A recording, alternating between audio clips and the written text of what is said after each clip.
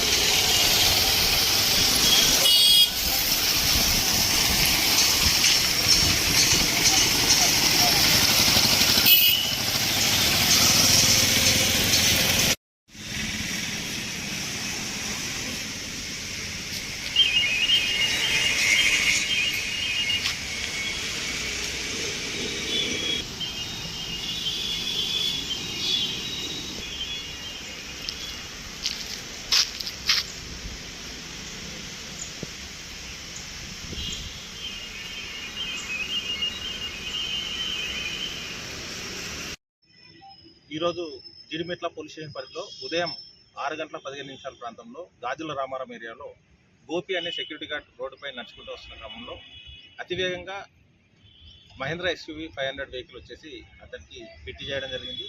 ఆ హిట్ చేయడంతో అతను ఎగిరిపోయి ఒక 10 మీటర్ల దూరంలో ఎగిరిపోవడం జరిగింది. ఆ వేగంతో కుదరం వల్ల ఎలక్ట్రికల్ పోల్స్ కూడా డ్యామేజ్ కావడం జరిగింది. డ్రైవ్ చేసిన వ్యక్తిని అదుపులోకి తీసుకున్నాం. అతని పేరు మనీష్. అతను 20 ఇయర్స్ ఏజ్, ప్రస్తుతం డిగ్రీ సెకండ్ ఇయర్ చదువుతున్నా. అతనితో పాటు ఇంకొక 5 మెంబర్స్ స్నేహితులు కూడా ట్రావెల్ చేసినట్టు తెలిసింది. అతన్ని బ్రీత్ అనలైజ్ టెస్ట్ చేయగా అతను మద్యం సేవించినట్టు తెలిసింది.